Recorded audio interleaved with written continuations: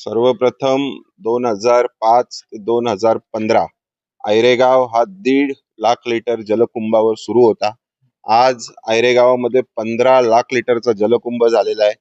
जवळपास 1.5 किलोमीटरची 350 mm ची आणि 1.5 किलोमीटर अंतराची जलवाहिनी आयरेगावमध्ये टाकण्यात आलेली आहे।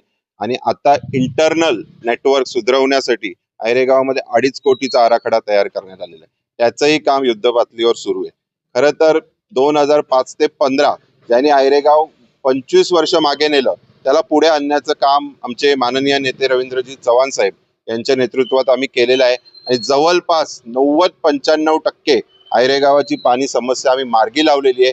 आता काही एंड भाग आहे, म्हणजे जो भोपरला लागून आहे, इकडे नांदिवलीला लागून आहे, तो आयरेगावाशी कनेक्टेड आहे।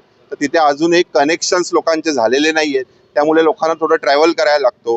त्या भागात जरी तो आपला वॉर्ड नसला तरी तिथेही आम्ही नवीन जलवाहिनी टाकण्याचा आमचा प्रयत्न सुरू आहे। नक्कीच जलकुंभ आता सुरू झाल्या आम्ही तिकडेही लाईन्स टाकणार आहे, त्या भागाला देखील आम्ही पाणी पुरवठा करणार आहे। एकंदरीत पाहायला गेलं 200 रुपये देऊन ड्रमने पाणी घेतलं जातं। ते सांगतोय की 2015च्या आधी अधिकृत नल जोडण्या आयरेगावमध्ये 200-250 होत्या।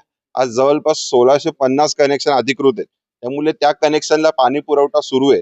परंतु काही लोकांचे टॅक्सेस लागलेले नाहीयेत, काही लोकांनी नव्याने घर परचेस केलेले आहेत, काही भोपर हद्दीतले जे आयरेगावात असल्या, जरी आयरेगावाचा तो कनेक्टेड भाग असला तरी त्या बाजूला जो टिवकदादा नगर हा जो परिसर आहे आयरेगावला कनेक्टेड आहे, पण हा पॅनल क्रमांक 30चा भाग आहे आणि त्यामुळे तिथे जलवाहिनीच नाहीये। त्यामुळे आता जलवाहिनी टाकण्याचा तिथे काम सुरू आहे। आताही तुम्ही या रोडनी जाल तर इथे 6 इंचाची नवीन जलवाहिनी आपण टाकलेली आहे। तो जो तुम्ही हा पुढचा परिसर सांगता हा भोपर सुरू होतो याच्या पुढे, तर तिकडेही आपण ही जलवाहिनी घेऊन जाते आणि तिथे या पाणी पुरवठा आपल्यातर्फे करण्यात येणार।